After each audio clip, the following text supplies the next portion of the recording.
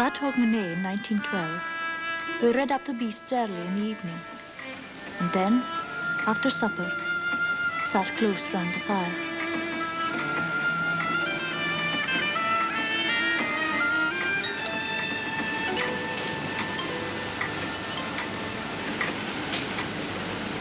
God, I wonder why Jean left us.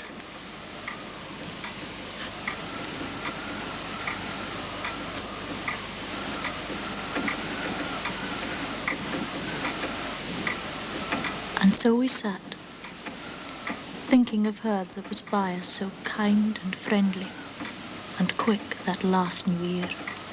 So cold and quiet and forgotten now, with the little dead twins in the kirkyard of Kinraddie.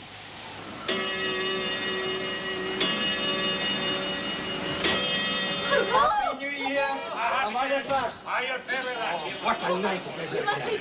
Oh, I'm that lass. Oh, dear. Happy New Year, Rob. Happy New Year, Steve. You'll take a dram, Rob. Oh, well, that. The Mauser's near frozen with that walk up the hill. Well, that'll thaw it out. More company, John. Oh, it sounds like it. Good New Year to you. Your health. Happy New Year! I'm the first foot in my nut. Oh, rest. Good, Shay. You better sleep there all night. Happy New Year. Come on, Jay, you started early by the look of things. Oh, there's some women would drive any man to drink. Kirsty? No. Her mother, God, she gets worse with the years. Near gets her face off if the bairns as much as make a bit howl. It's plain unreasonable that bairns I fight like tinks. Happy New Year to you. Good New Year to you, Jay. Ah, that's true, Jake. As it says in the hymn, it's a dog's delight to bark and fight. Is it? Ah, in faith, the average human can outdog any cur that was ever pupped. Now, horses are different. Oh, wait the hell. No, I've got my Schulte and my Clydesdale, and we're fine friends, the three of us. Man, I've seen you leather the beast until folks spoke of sending for the cruelty. A sound bit leathering and a pinch of kindness. That's the way to treat a horse. Damn time, maybe you're right. Oh, It's a pity somebody wouldn't treat Kirsty's mother like that. She would dive a doornail with her fines and plaints. Thrown old Tory bitch. no, there's worse folk in the Tories. Ah, well, they must keep themselves damn well hidden. If I had my way, I would have all the Tories put into barrels of spikes and rolled down the Grampians. Well, then there'd be a guy booming the barrel trade. The most of Kinraddie would be inside them. And damn good riddance to rubbish. The storm had cleared by the time they left, and I watched the two of them leave in the bright starlight. Not very steady, either of them, to go down into shrouded Kinraddie, lying below. For a while, up into the new year, April and the turnip time, things at Blaweary went fair and smooth. And one night, when Will had gone off to Drumlithy, and Father was up on the moor with his gun, I set myself a great baking. Warm work it was in that fine weather. So, alone in the house, I nearly stripped.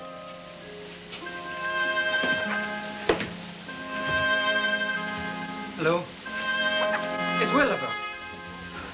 No, he's gone to Drumlithy, I think.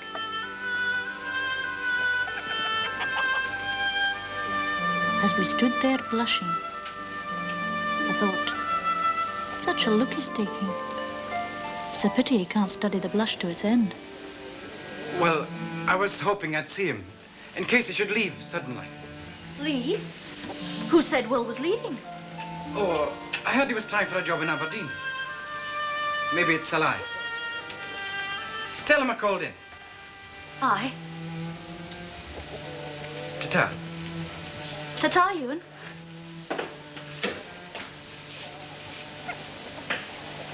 Oh!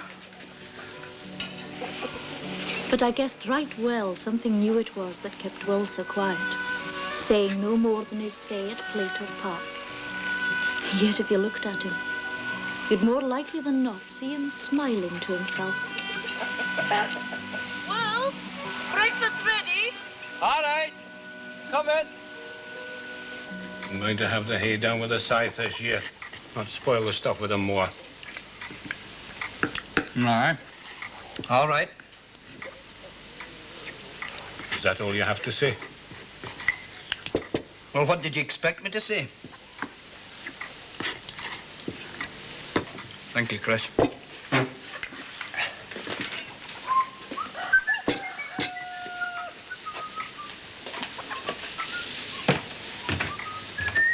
Hold your damn weeper. Save your breath for the forking. No, not today. I'm off to Aberdeen.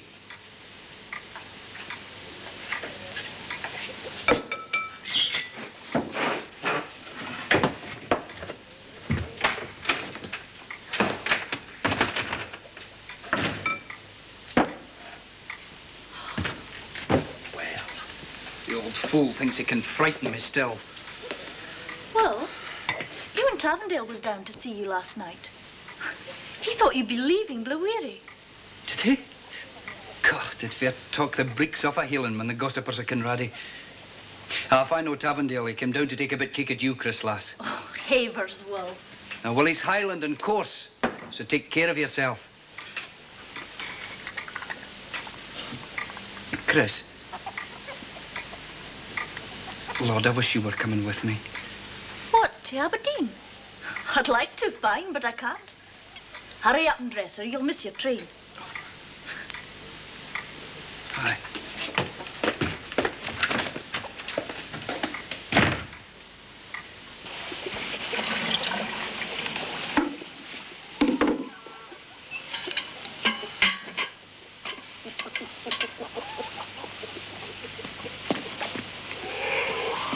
Well, do you ken what time it is? Are you having a sleep before you set off on your jaunt? No, Chris, I'll be down in a minute. Well, I do. My, you look fair brave. Ach, Havers.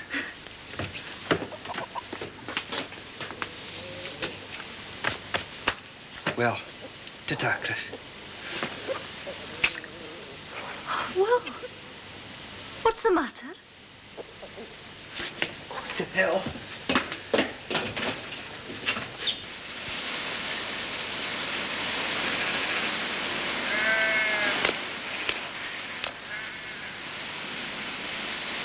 I watched him go down the Blueweary road as fast as he could walk.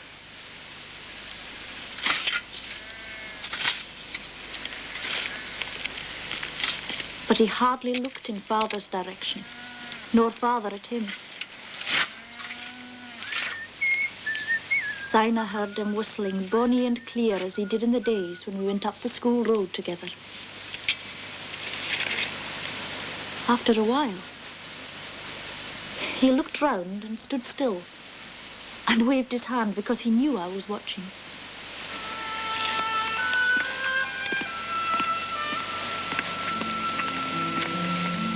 Then a queer kind of pain came into my throat.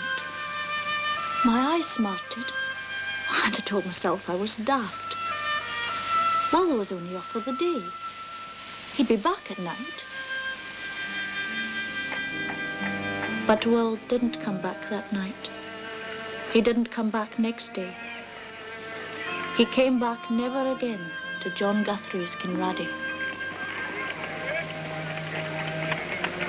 Aye, he altered his birth certificate and married her. Aye, I know. They say that Guthrie went up to Aberdeen and raged at the police. Aye, the police just laughed at him and asked him if he'd lain with the Queen himself that he was so mad at his son. Oh, aye. It's fair to speak of the parish. It's all this education and dirt breeds nothing but a lot of damned impudence. Aye, it was fair shameful of Will to go off and leave his father like that. He should think black burning shame. It just shows you what the world's coming to. You rear up bairns expecting to get a bit of comfort in your old age, and what did you get? Aye, I know. Still, it'll maybe bring John Guthrie's pride down a wee bit to have folk laughing at him. It's from Will. They've gone to the Argentine.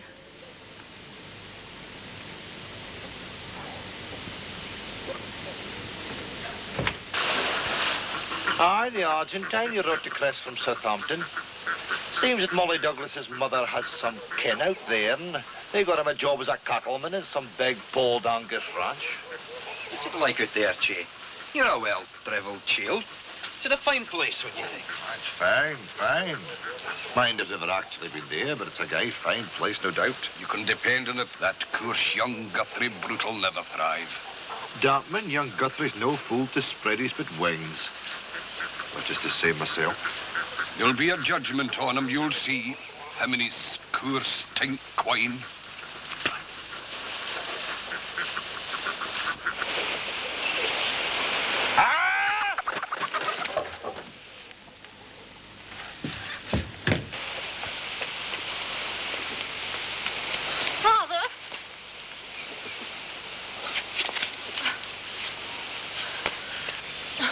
I'm all right, Jean, lass.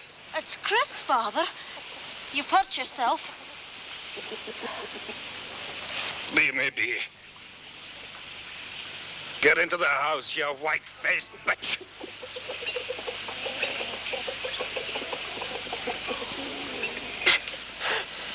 Lechty me, Mr. Guthrie. This is a sore sight. Whatever will you do now? Well, whatever it is, I'll do it a damn sight better without you plucking about me like a doited hen. Well, that's a nice thing to say, me having left my own housework to come over here. It's the doctor's, Father.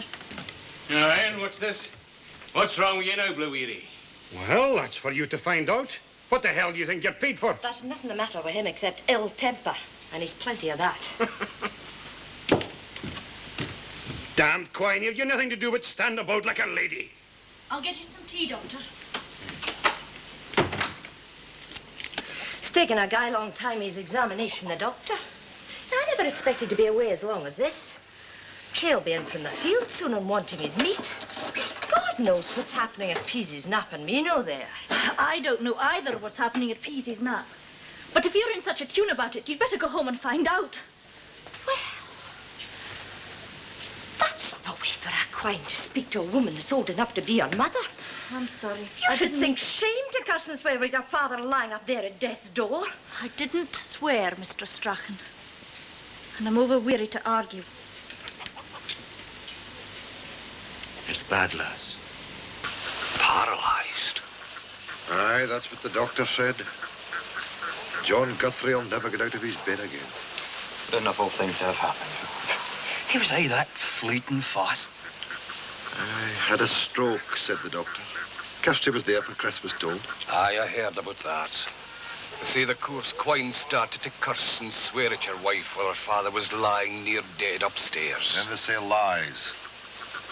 I asked Chris if she'd given the wife a bit of a damning, and she said she hadn't. It's a pity, for it's high time somebody did. Mind him no surprise, Blueweary had a stroke. No after that tink Will ran away. Aye, I mind you said there would be a judgment on him. But it was his own rage that struck down John Guthrie. True. Poor Chris.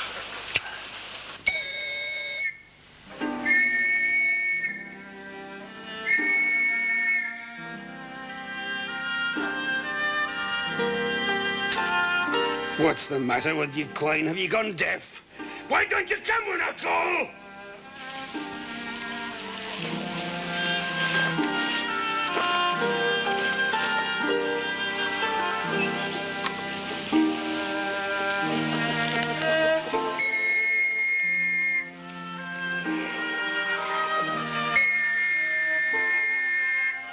For 5 weeks, he lay there with a whistle beside his bed when he wanted attention.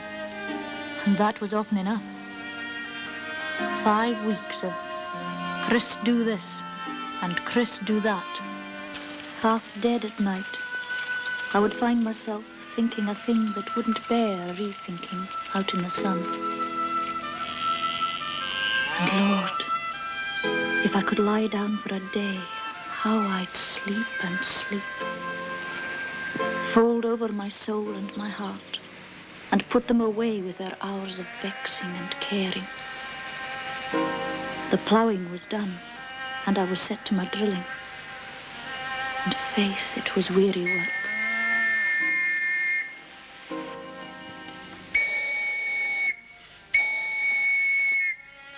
But a worse thing came as that slow September dragged to its end. A thing I would never tell a soul. Festering away in the closet of my mind, the memory would lie until it died. The memory of John Guthrie, lying there with the harvest in his blood.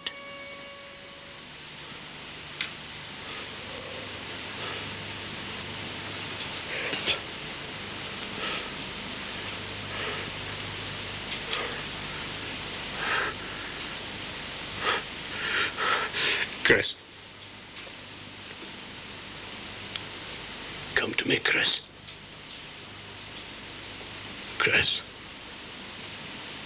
Come to me, lass. Like they did in Old Testament times. You're my flesh and blood. I can do with you as I will. Chris.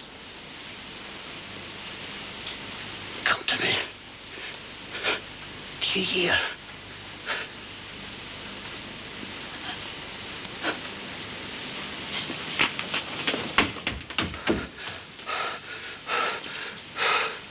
Frightened and quivering, I slipped from his room and took to locking my door at night.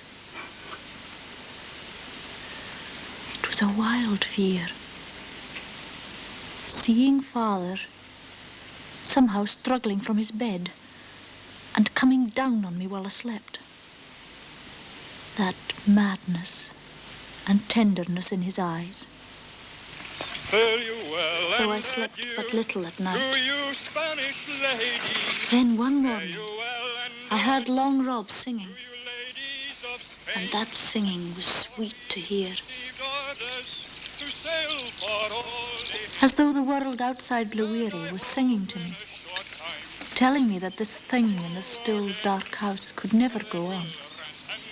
No more than a chance and an accident it was. Wind-loved world of men.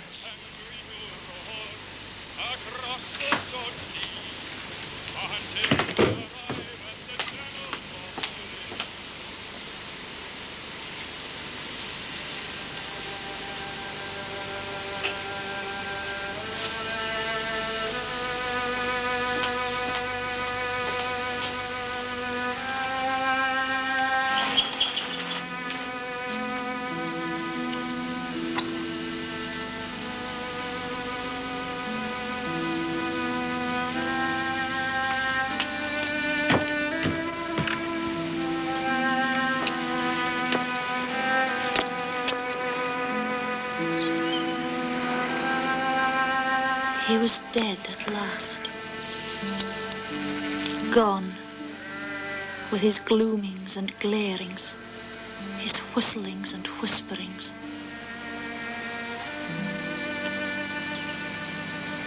Sleep.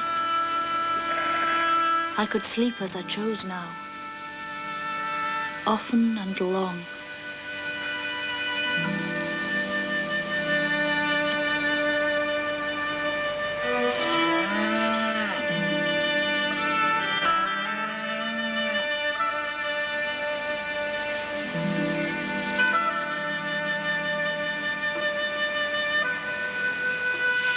It was raining early in the dawn, that day of the funeral. A fine drizzle that seeped and seeped from the sky, so soft and fine that you'd think it snow without whiteness. There was no sun at first, but it came up at last and hung there like a red ball. Just as real as yourself. You know what I say? You know, Chris, a body would hardly think to look at you that your father was new dead. Wouldn't you now, Mrs. Munro? It's near 10. The minister should be here soon. Aye, well, I've just been up and given your father's beard a bit comb. He looks fair decent lying there in his white shirt and tie. It was kind of you, Mr. Strachan, to see to the funeral arrangements. Aye, well, Chris is o'er young for this kind of thing. I must say she's taken it guy cool. I fear the speaker Kinraddie, her coolness. Aye, I thought the same myself. Aye, you can, it's not quite decent for the Queen to be going to the funeral at all. Well, it's different in this case, with Blueweary having neither son nor brother to see him into the kirkyard. Aye, how will that's right, eh? How are you? You need to come with it. Aye, it was that. We've been needing less of any more folk turn up. Maybe a cold walk to the kirkyard and a drop of Glenlivet will no do any harm. Man, half a Kinraddie's come to see Blaweary off. It's more like a threshing day. I'm glad to see his Predestin thought fit to put a white front over his working shirt. Oh, fish trap, there's nothing wrong with the man. He seems decent enough to me. At least you'll notice he's polished his boots. Aye, good morning, Mr. Gibbon. Aye. You'll take a... Spirits, yes, thank you. I'll take a drop. Aye. Oh, you'll have a drama, Perel. You and your man, eh? I hardly think it shows respect. And you and TT as well. Aye. Oh, well, I'll just away and tell Chris you're here, Minister. Aye. Tom, I was just saying to Chrissy that once you're sold up Blaweary, she can come up and bide with us in the north. Oh, aye, Chris. Some brave bit farmer would soon marry you up there. We'll see. I don't even know whether my father left a will yet. Ah, well, there's no hurry to make up your mind, eh? I just come to tell you the minister's here.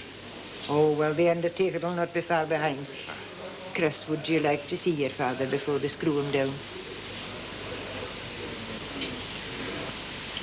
Well, goodbye, Blaweary, man.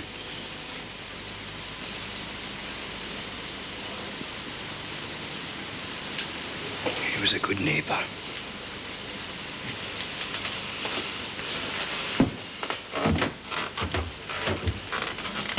Just screw it down now. Kiss your father, Chris. Chris, come to me, Chris.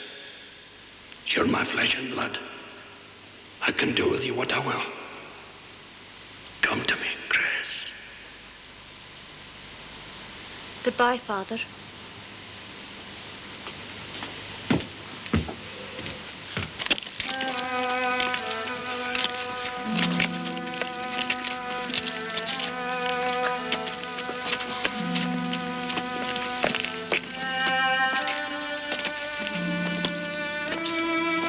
Rob and Che stepped easily and cannily.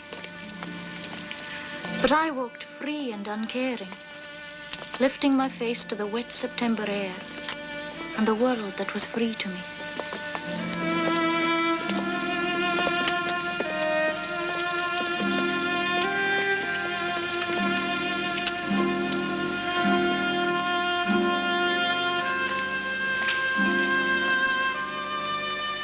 Then I saw it was Ewan Tavendale that walked beside me. He glanced down just then, and I looked up into his eyes. I looked, and near stumbled in the slow walk because of that looking.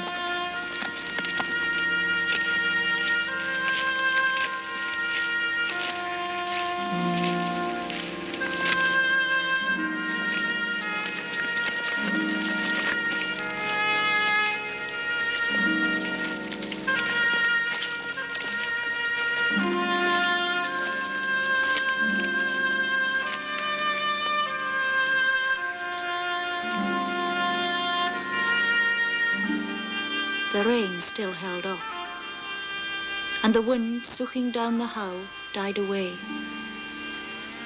The sun glinted through from high up in the hill peaks, from up in the lost coarse ground where never a soul lived or passed, but maybe some shepherds. You could see them far off, lone and lonesome on a still clear day.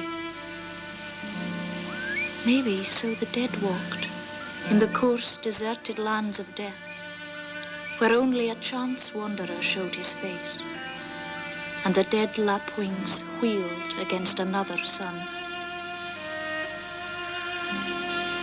I am the resurrection and the life, saith the Lord. He that believeth in me, though he were dead, yet shall he live. And whosoever liveth and believeth in me shall never die. O death, And I listened to the words that promised resurrection and life through Jesus Christ our Lord, who had died long syne in Palestine, and had risen on the third day, and would take from that thing that had been John Guthrie quick, and was now John Guthrie dead, the quickness, and give it habitation again. I minded then, all the fine things of him that the years had hidden. The unwearying fight he'd fought with the land and its masters to have us all clad and fed.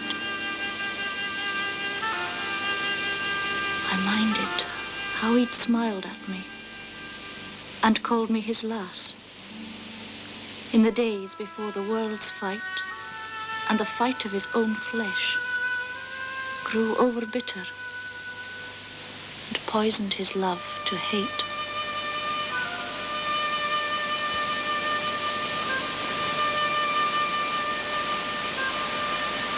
Earth to earth, ashes to ashes, dust to dust. In sure and certain hope of the resurrection to eternal life through our Lord Jesus Christ.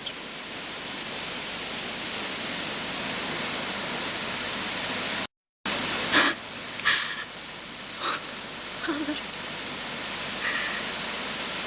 I didn't know.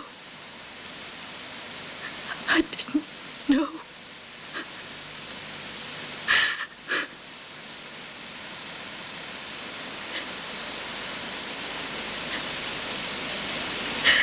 And I wept softly for the father I'd never helped and forgot to love.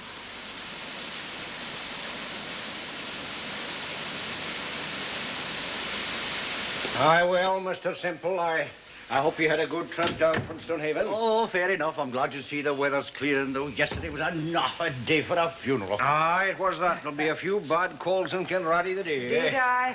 I made Chrissy strip and go straight to bed as soon as she got back. I didn't want her to be the next in her grave. And how's Christine taking it Oh, all? she cried all night. The lass must have been fair fond of her father. He was fond of her? You'll be referring to the will, eh? I have it here just as he made it. Aye, that would be after the boy went off to the Argentine. Yes. I told your brother he was been fair sore in some of his family. Ah, well, John Guthrie was a man that would never listen to advice. He told me to mind my own business, and that was at Clark's. Oh, but he trusted you, Mr. Simple. And the man had to be fell straight in his gate before my brother would do that. Here's the dram, Mr. Simple. Oh, that would be most acceptable.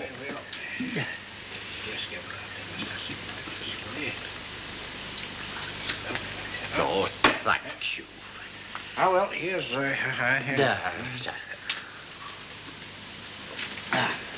Well, now, Christine, I think we should get down to the business in hand. Yeah, well, I think, Mr. Simple, if you could maybe just give us the gist yet first. Oh, that's easy enough. It's as sharp and plain as you please. Your father wills that all his possessions in money and belongings go to you, Christine. Everything? Everything. That has without let nor condition. And the money amounts to over £300, which is in the bank. £300, eh?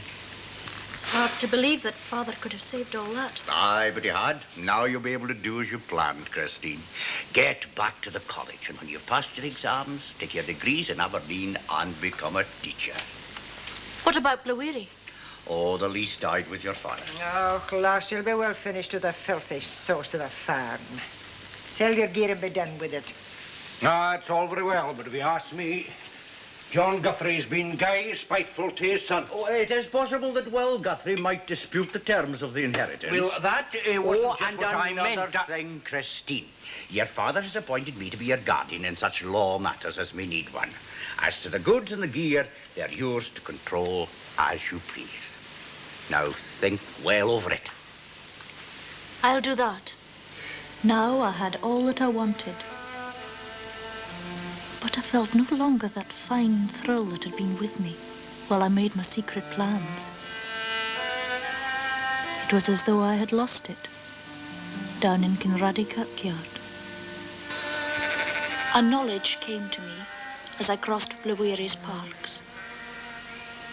Nothing endured. Nothing but the land I passed across. And I had thought to leave it all. My fine-bit plannings. They'd been just the dreamings of a child over toys it lacked. Toys that would never content it when it heard the snore of a storm, or the cry of sheep on the moors, or smelt the pringling smell of a new ploughed park under the drive of a coulter. Oh, I hated and loved that land in a breath. But my hate was no more than the fear of a child that cowered from the wind in the lithe of its mother's skirts. Sit you down, Christine. This is fine and comfortable. And what brings Miss Guthrie up to St. Haven? Oh, you'll have been thinking about the well, no doubt. Just that, Mr. Semple. And what have you decided? I'm going to live at Blue for a while. What's that? I don't want to sell the gear. Not just yet. Maybe you could get the factor to renew the lease. But you can't live there alone. No. I was wondering if you could find me some woman. Some old buddy in need of a home. Oh, there's plenty of them. But even It so... mightn't be for more than a month or so. Just till I've made up my mind. Just. A woman's mind. Just. It's what I've decided, Mr. Semple. I must advise you against it. Running a farm's no life for a young lassie. No life at all. Oh, this is the last thing I expected. My father's will said I could do what I liked. Aye, it did that. Well, I'll see what I can do with the factor. And there's an old weather buddy, Mistress Mellon. I'll send her down to Blaweary in the morning. Thank you, Mr. Semple. Well, you'll be going for the 11 o'clock train back to Kinraddie? Haven't made up my mind yet. I thought I might take a look at the sea. Maybe have dinner in one of the hotels. Oh, the big guy busy at dinner time. Didn't forget it's market day.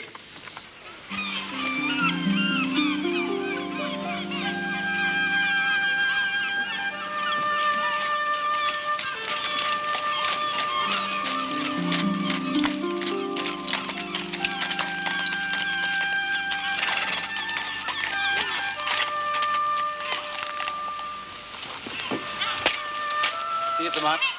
Mind the time, then. No, Chris. Hello, Ewan. In for the day, then? Oh, aye. Just that. You'll be in for the mark. Aye. I was just going up to the inn for dinner. Maybe we can eat together. Oh, maybe. But what'll Mr. Gordon do? Gordon can dance a jig at the head of the mat for all I care. He'll be in a fair rage. Well, let him. I'm due a holiday today. I was working all last Sunday on a job living lambs. Where'll we go, then? Well, I know a place. It's got a nice room. We can have broth, oat cakes, boiled beef and turnips. So you're in no hurry back? Well, not unless you should be. What train are you taking back to Kinraddie? No train in particular. Well, maybe we can have the day together. Aye. Maybe. Maybe it's too soon after your father's funeral. No. What'll we do? Well, we can have our dinner first. Then, I know, we can walk out to the Nutter Castle.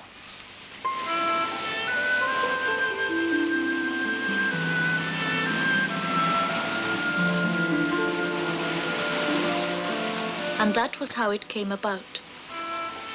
The Nutter was in front of us, and we were climbing down the path that led to the island. Above us, the rock rose sheer, crowned with the ruins of the castle walls.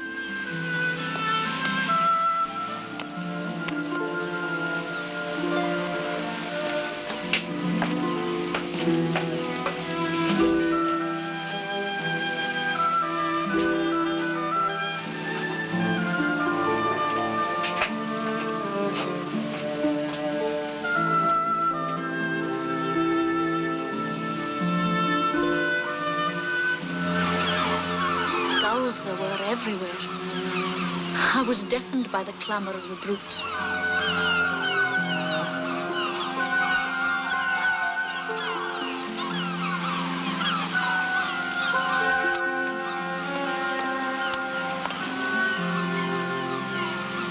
But quiet enough in the castle it proved.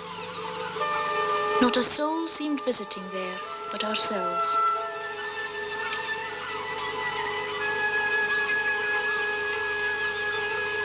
Down below in the dungeons were the mouldering clefts where a prisoner's hands were nailed while they put him to the torment. There the covenanting folk had screamed and died, while the gentry dined and danced in their lithe, warm halls, I stared at the place, sick and angry and sad for those folk I could never help now. That hatred of rulers and gentry, a flame in my heart. John Guthrie's hate. My folk and his they had been, whose names stood graved in tragedy. In this place died 9 persons, prisoners in Dunnottar Castle, anno 1685, for their adherence to the word of God and Scotland's covenanted work of reformation.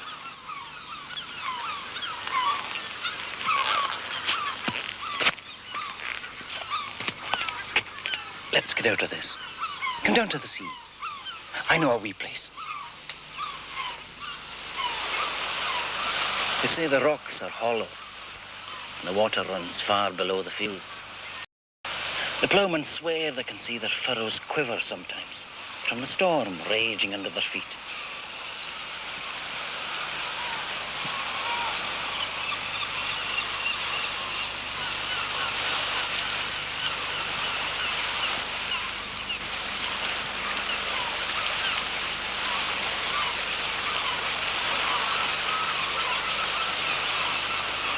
Chris, do you like me a bit?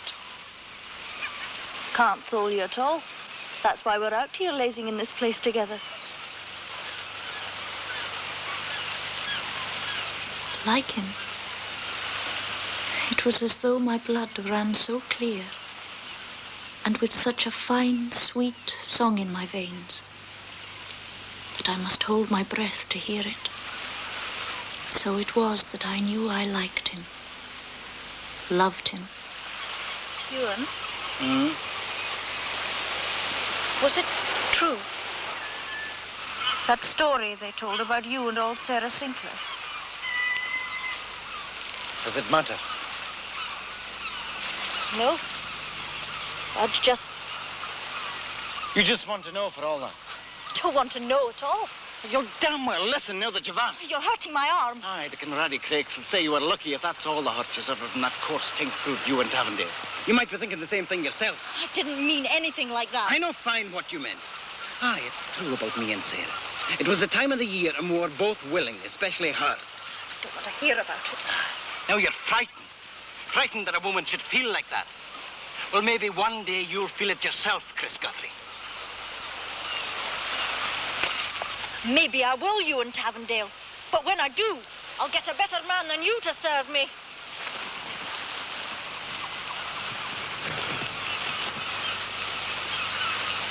Chris! Come back! Chris!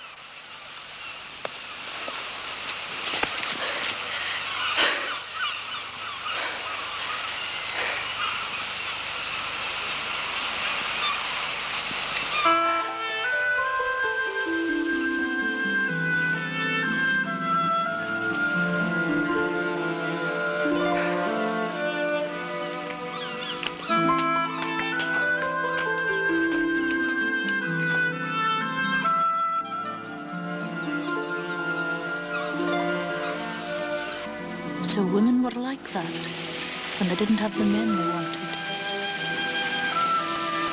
I lay in bed that night and thought of Ewan, who was only a boy in spite of his Sarah Sinclair. I listened to the batter of the rain against my window and the swish of the great flowery trees.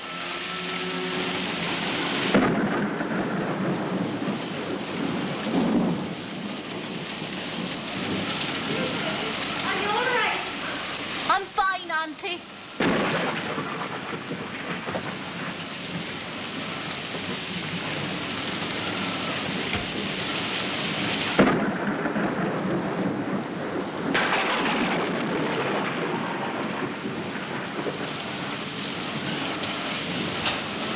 Grassy, what are you doing up? I must see to the beasts. Oh, the cow will be all right unless the bile's struck. It's the horses I'm thinking of. Father put barbed wire around their field and it might draw the lightning.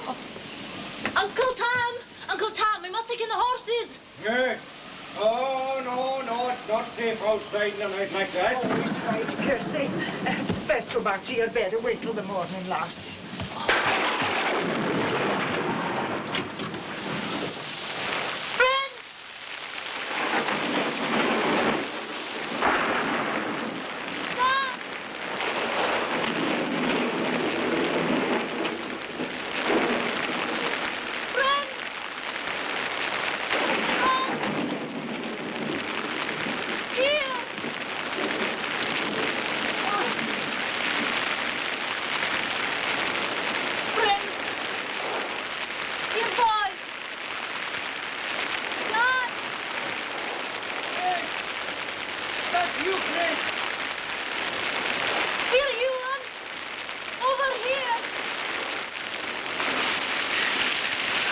I've got the horses. 2 of them anyway. Dan's lying dead at the fence. Come on. I'll see you back to Bawiri. Storm seems to be moving to the south now, Chrissy. Aye, it'll be light soon. And my name's Chris. Damn it, Chris. Is that all you are doing? You'll have caught your death of cold. Oh, no, I'm all right. Shh. Oh, are your uncle and auntie still here? Aye, they're away back to Ochterless tomorrow. Shut that window, you, and it's quite drafty.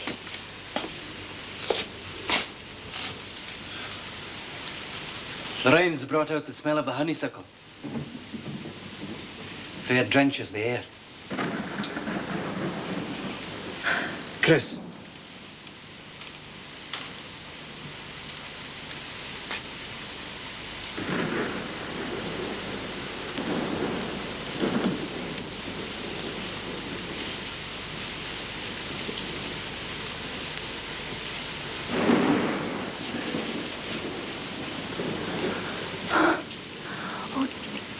Don't, Ewan. Don't. When you tell us things on kissing. Ewan, wait.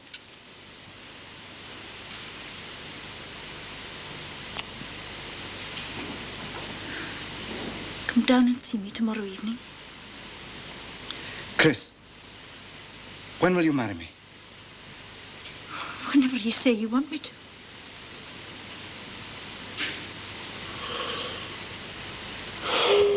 Oh, sorry, Ewan, but I'm so tired. God damn it to hell, though, Chris.